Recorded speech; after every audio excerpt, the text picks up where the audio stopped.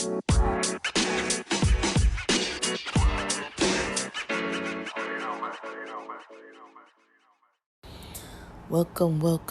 back to the podcast. Welcome back to Theory and Theology.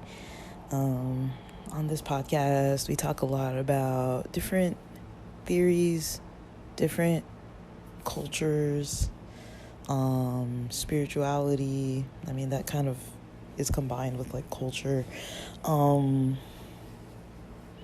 And today, this morning, I want to record some about I guess these topics would be called like suppression and resistance, and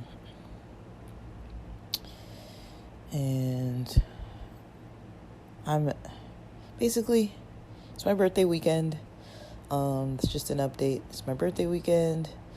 I've been starting to celebrate the festivities since yesterday, having a blast with it. So far, everything's kicked off perfectly, to a good start. By the time my birthday actually rolls around on Saturday, I don't even know if I'm gonna have energy to really go out. I don't really have like specific plans to go out. I kind of just want to lounge around the house, honestly, and just like order pizza and like watch movies and play video games or whatever. That would be perfect for me, but I don't really know. I might end up at the beach on Saturday with some friends if there's a bonfire, but I don't really want to. I'm debating on it because it's kind of like a churchy crowd, a friend's church. One of my friends does like a Sabbath school for like high school and collegiate age folks, and I don't really know if I want to be mingling with a bunch of people that I don't know. I mean, I kind of just honestly would want to go to the beach and just like vape and chill at a bonfire and like maybe grill up some snacks or bring some snacks, and maybe some people would have some drinks and just sit and like chill and like chat and like maybe take a dip in the water or whatever. That would be ideal for me, but I feel like this would be like a church service because it would still be during Sabbath. And it's a bunch of church people, so you kind of have to not do drugs. I mean, it's like I can't just be like drinking and smoking. And then, even if I smoke cigarettes, like you can't even really smoke cigarettes, honestly. Like they're kind of like not cool with it, and like I don't know, like the people I want to catch up with, I don't really want to meet a whole bunch of people that I don't really care to spend energy meeting. Like, you know what I mean? It's like it's a lot.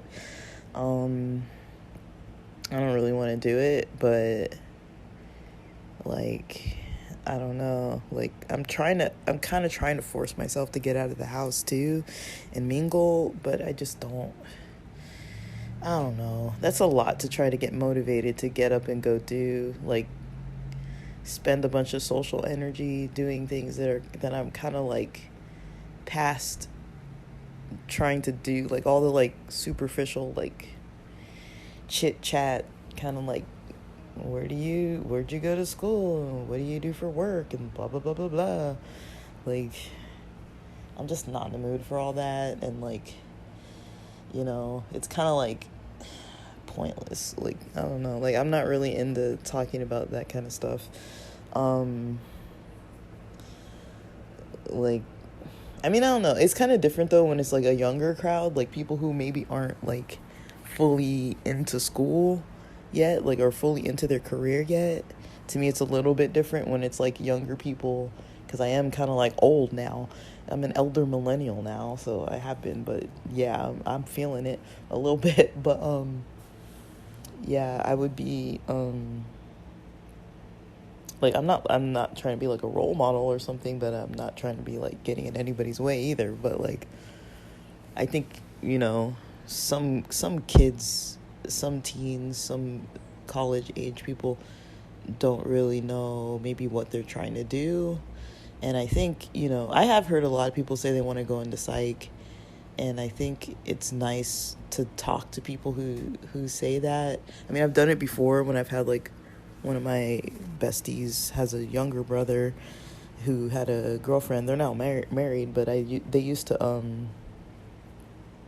like they used to live nearby my family. Well, they still do. And then yeah, a lot of her and her friends were like in high school when I was in grad school, and they like, I think I did some kind of interview with them about like what I do for research and stuff. This was back when I was doing more like research stuff.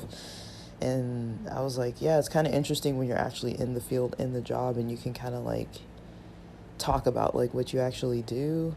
Like I never really thought much about it because it's just like what I do every day, and then they pay me to do it, and it's just kind of like, okay, like, but it is kind of weird. I've been like in the field for a while, so I mean, that would maybe be worth it if it was kind of something more direct, like either like to help people out if they needed that, or not like psychologically help them, but like career wise help them kind of towards their decisions, or something like along like something more productive. Like I don't know, if I'm not going to be partying, I'd rather be productive. I don't want to be like in the in between, like I don't know, like I don't want to spend my birthday doing some weird social interactions, but also you can't really predict what's really going to happen. I can't really say that like that's how it would turn out. But anyways, none of this really has much to do with what I was really trying to talk about, but that's just kind of my little update, weekend update. If I seem a little scattered and a little out of it, it's because I am. Got this new vape cartridge and been enjoying it. I enjoyed it thoroughly last night, and then some reason decided to hit it this morning at like 7 something, and it's strong. I don't have to be anywhere till probably like 4 p.m. Maybe 2 p.m. at the earliest. So anyways, so okay, so there are some quotes that I came across. Trying to just follow up with some of the mental health or mental health / self-help content that I like to follow. And I wrote something down. There were 2 things. So it was kind of funny. Like last night I was listening to, I was checking back into Teal Swan's channel on YouTube, and I noticed she has a bunch of shorts on there. Like she's been putting a lot of like TikTok, I think it's from TikTok. She's got a bunch of shorts on there, which wasn't, I'm not knocking it, I'm just saying that's not really what she was doing before. And then she was doing like a longer form of content. So I kind of like I think I watched the most recent one. And then there was also Aaron Dowdy that I, watched some of his clips this morning, whatever the most recent post was. I can't tell if these are coming from like Instagram or TikTok, or what. I think they're coming from TikTok. But it was kind of interesting because both of them had kind of like almost overlapping themes.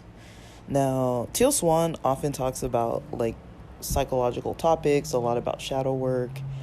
Her topic was kind of going more into, what's like unconscious and conscious kind of thought processes versus something being considered good or bad.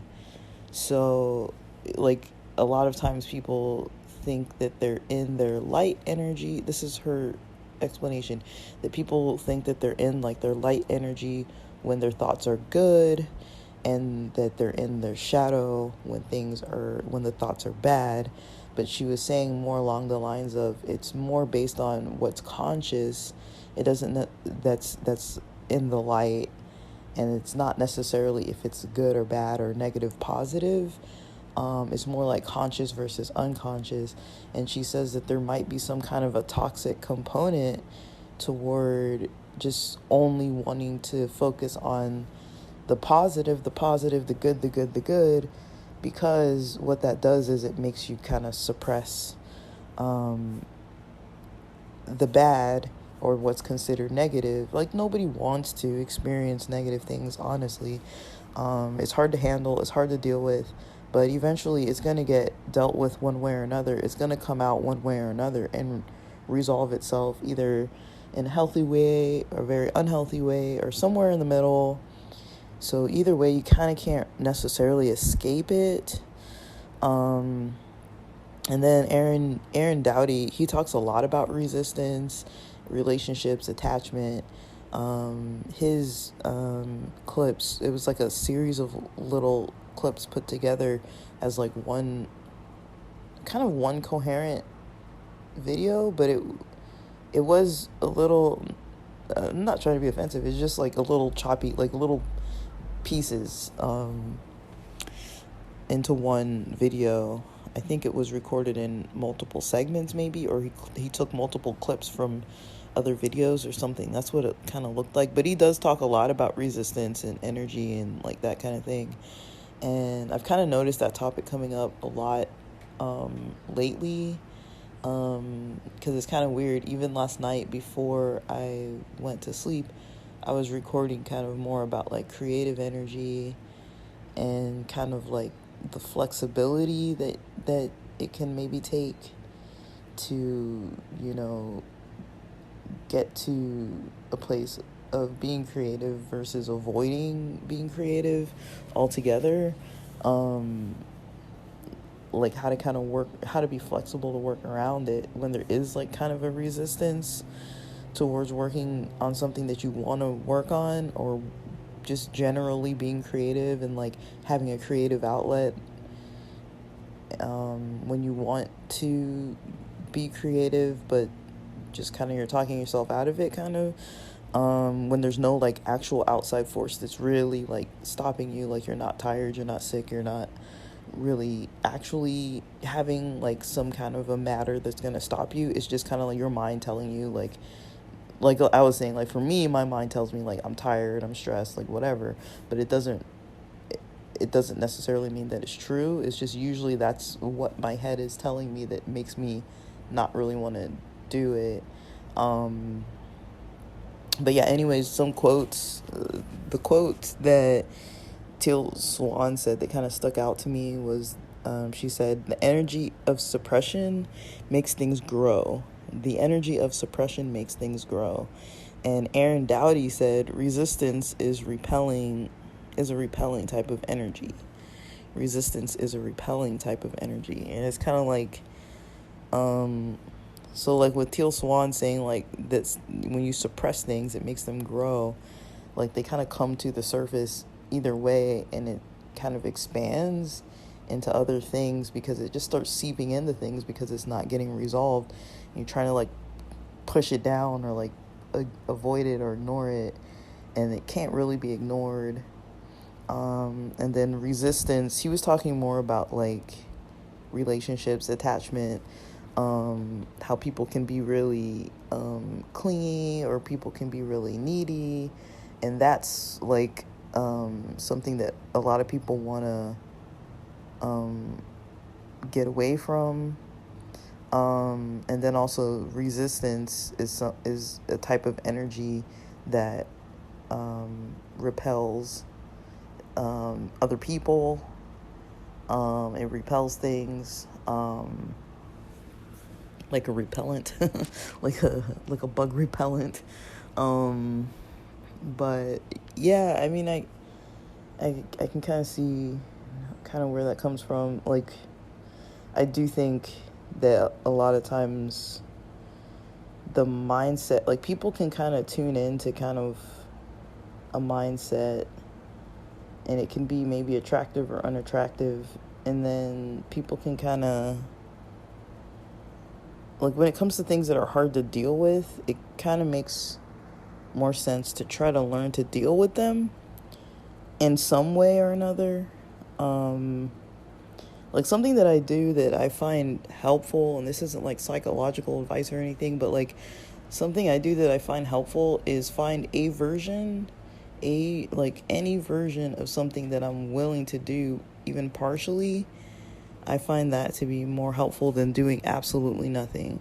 So say, for example, if I'm like, anxious about, I don't know, it can be any freaking thing. Like, This hasn't happened yet. This hasn't happened. It's not even happening. I don't even think it's really gonna actually happen. So I kind of hesitate to even mention it because I don't want to like bring it to the surface in any way. But like, say for example, tonight for this concert, because my friend has our tickets. She never sent me the Ticketmaster link, which is fine, you know, because she's coming to town anyways. And she has both of our tickets. But say she just doesn't send it, and while she's driving, she can't be on her phone, like going into her account and like sending me stuff while she's driving on the freeway. But say when she's on the freeway, she's like super, super late, and I'm all the way over by the venue, like waiting for her, and she has the tickets and she hasn't sent them, and she's like running an hour or something late, and she's stuck in like LA traffic or something. And I'm just over there like, yo, like I don't even have my own copy of the ticket, so I can't even go into our seats or anything, and I just have to wait. That would be a little frustrating, anxiety provoking, just kind of like, okay, you got to check your phone, and say something like that's happening and your phone's dying, right? It's like, that wouldn't be ideal, right? That would be just like a sucky situation where you're just like, damn it, like I gotta wait, and like this is really like a struggle to like wait, you know, and miss part of the show, and after paying for a hotel and like paying for like, I mean, we split stuff, you know, but like paying for a hotel and like paying for like the gas and like parking and all this kind of stuff, and now we get all the way over there, and it's like, you know, a problem. So say that becomes the scenario where I'm like waiting and I'm like, oh, like this sucks, you know. You know, if it's an immediate situation, I mean, that's going to go away soon. Like, eventually the person's going to get there, or the concert's going to end. Like, one or the other is going to happen within a matter of hours. And then we're going to eventually, like, once the concert's over, it's not going to be an issue anyways. Whether or not we get in is not going to be an issue anyway. So that's, like, temporary, right? But if it's a situation like that, like, say if it was something, like, lingering that was more important from, like, maybe, like, in a week, they're supposed to get, I don't know, like, say if the concert is next Friday and today is Friday, and they're supposed to fly from, like, Australia or something, you know, and then you notice that, like, they were supposed to be there the Friday before, but now they're late, and they're, like, okay, like, every day they contact you is, like, bad news. They lost their wallet, they lost their money, they lost this thing, like, they're getting, you know, they didn't have, like, some vaccination record where they couldn't get on the plane, and now they got to get a negative COVID test right away and then come back to the airport, and, like, they're over in Australia dealing with this whole thing that they were supposed to be there on Friday, and then the days start ticking down: Saturday, Sunday, Monday, Tuesday, Wednesday, and they're having more trouble every day trying to get to the same city so you can go to this concert or whatever event it is. That kind of thing is kind of like, okay, like, it would be anxiety provoking, a bit of frustration, I don't know, maybe a little anger, I don't know, like, it's kind of like sometimes it's hard to tell, like, where you would be emotionally if something like that was happening. But naturally you wouldn't want to, like, sit around thinking about it all day. So if I had a situation that was like that, where it was like, okay, I'm like trying not to think about it, like, naturally it's like, let's try not to think about this and distract myself by watching movies, watching TV, just like tuning it out as much as humanly possible, just to avoid it and ignore, like, the negative feeling of, like, the worry or whatever it is. I mean, it's easy to try to, like, disconnect from it, but it's not necessarily possible. I mean, you can alter your mind, like, things like alcohol, cannabis, like, whatever, you know, you can get kind of, like, under the influence of a substance, and that'll take your mind off things, but that's not necessarily, like, a solution. It's like a Band-Aid kind of thing. And eventually you're gonna have to deal with it anyways. One thing that I notice is, like, it can be hard during the day to tell, like, what it is that's kind of being suppressed beneath the surface. It's hard to tell what it is. But for me, I notice before I go to sleep, like when I go to try to unwind and I lay down and I start closing my eyes, then it's like that's when everything decides, hey, you're finally like calmed down enough that we can tell you now that all this stuff is the shit you need to be dealing with, and then it's like, okay, well, now I can't sleep because now I got all this other like running to-do list in my head of stuff that I'm trying to like ignore, so it's kind of like you got to kind of deal with it. So one way that I kind of deal with it, not fully, but when I'm like not really in a place where I want to deal with it, I'm still kind of in that avoidant mode where that feels comfortable. I'm just kind of like, let's power through, like screw this problem. I don't really need this today. And I haven't picked a day when I'm going to actually work through it. Usually what I'll do is I'll do something, anything, like anything that is a healthy version of dealing with part of it. So I'll even sit there and I'll be like, I will set a timer for 2 minutes, and just be like, I am literally just going to focus for 2 minutes on the worry about this friend that's not coming from Australia fast enough and everything's going wrong. Like I'm just going to focus on why I'm worried. Like, what's the worst case scenario? We missed the whole event. We spent all that money. We did all this planning. My friend never gets to town. We never get to hang out. What's an option? So what's the worst case scenario? What's an option? And what's the best case scenario? Best case scenario is they get there earlier than the event, and you still get to hang out before the event that upcoming Friday, and then you get to go to the event and everything works out smoothly, even though they missed some other days during that week when they were supposed to meet with you. There's still like, you can still kind of like salvage a lot of it, and just like, okay, things are going to happen, like problems are going to come up, so we can still salvage some of this and still just have a good time. Best case scenario is just you get to at least get to do everything you paid for. Worst case scenario is that they show up, they don't even get there at all. You never get to see each other. You miss your friend. They're all the way in another freaking country, and you never even go to the event or whatever. Or maybe another worst case scenario is something happens with their money, with their wallet being lost and all this kind of stuff, and now there's some fraud on their account and all this other kind of weird stuff. That would be contributing to the worst case scenario. Usually the worst case scenarios are not likely. Like, when you think about it and you just take 2 minutes like that just to think about it, you're like, that's not very likely that that's going to happen.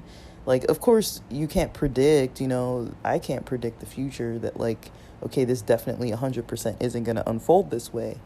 But a lot of times it's like just taking 2 minutes to think about it that way, of like, what would be like the worst case, like, and you're not even thinking like the worst case, like danger or like emergencies and all this kind of stuff. Like, worst case, like, this just doesn't happen, and like we'll get over it, like, yeah, we spent a lot of money, but whatever.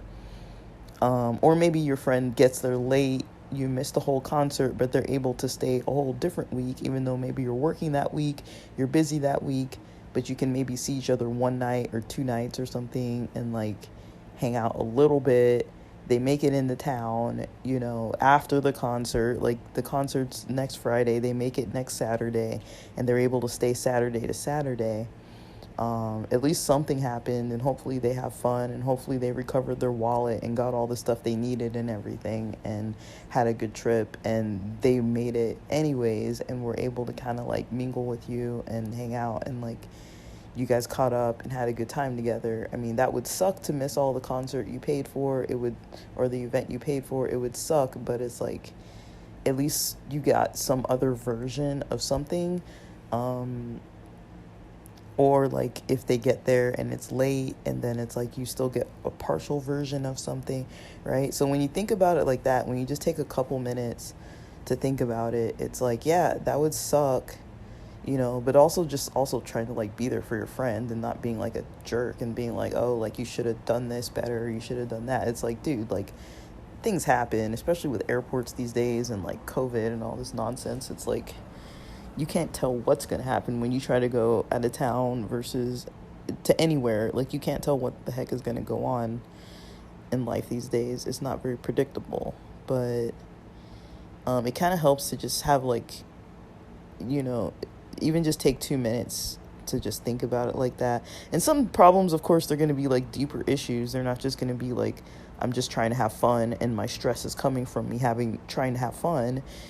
Sometimes it actually is like an issue with like family members, or an issue with coworkers, or an issue with friends, or an issue with neighbors, or freaking nut roommates, or an issue with like some other circumstance, or health problems, or physical health problems, mental health problems, just not being able to manage stuff. But then thinking about it just like basically like that, just like give yourself like 2 minutes to think of like the best case scenario, worst case scenario, kind of like what seems likely. You can do that real quick in your head. You don't have to write it down. It doesn't take that long of a time, and it's a version of working on something internally without having to really do much with it. And usually, just like most things, when you start working on something a little bit, you'll probably delve more into it. But even if you don't, that would be fine. And you did something without fully suppressing the whole situation. Because at least if you can do that, it'll give you some form of relief. Usually just to know, okay, these are what my options at least look like. This is kind of something that's on the table right now. And then you might go more into like a little bit of a problem solving mode about it, if that's like possible for the scenario of what's going on. And then, just trying not to suppress things so it's like affecting your sleep or affecting your mood when you're up, or like affecting you at all. Like trying to be just kind of like more connected, or more I don't know, like connected with the problem. But I think that's hard to say, because it's like nobody wants to feel bad, nobody wants to feel problems, nobody wants to really deal with issues. It's hard, it's uncomfortable, it can be sad, it can be draining. We all got other stuff to do. We're not trying to like deal with problems that come up. But sometimes, it can help to take a more active role in the problem. And you do have to take a break from it too. I mean, you can't just be all day, 100% of your day, just like in the problem either, just thinking about it, can't get it off your mind. And, that's not necessarily healthy either. Like you have other stuff you have to take care of. So just kind of making sure that you're balancing things when something's coming up, and noticing if you're actually resisting, or noticing if you're not resisting, or just kind of being more aware and understanding of your own self, and kind of taking breaks to kind of like manage problems a little bit, that even if it's little by little. I mean, it's kind of almost like cleaning. Sometimes it's like, dude, you don't really want to clean, but you see the mess all around you. And like, you can do like, okay, next time I stand up to go to the bathroom, I'm going to like tidy up a couple little areas real quick before I sit back down or whatever. And it's like, that's better than nothing. Like sometimes we do tell ourselves like, I need to resolve all this at once in one sitting. And that's kind of not true. Like sometimes we have other options of how to work on things, and just definitely the flexibility always comes up with a lot of things where people feel stuck with dealing with things. It's like a lot of times the flexibility is usually the missing piece, because we don't tend to be very flexible. We tend to be very like, I need to do this all this way because this is the right way to do it, so I'm not going to do it at all if I can't do it all right now all this way, and it's like when there's nobody accountable to you or telling you like that this needs to be done at this time in this way. There's no boss, there's nothing kind of telling you something. It's not like directly about work or your performance or anything like that. Then you kind of set the rules for your own life and how you deal with things, and it can kind of help to just take a more casual approach, especially if it's not really like a dire situation where it's like literally I have like 2 pennies and I have like nothing to eat or something, and like I need to figure out how to feed my family. Like that, it's a little different than like, okay, my friend's late for the concert, right? Like those are 2 different situations. But these days it's kind of like, who's to say like what problems are going to come up and when and how and where.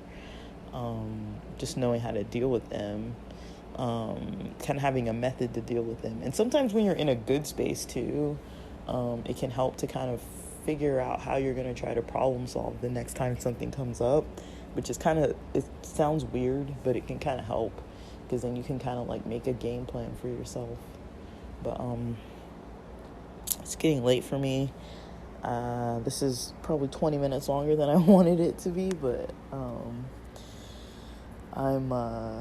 I'm hungry, so I'm gonna go eat breakfast. And thanks for listening.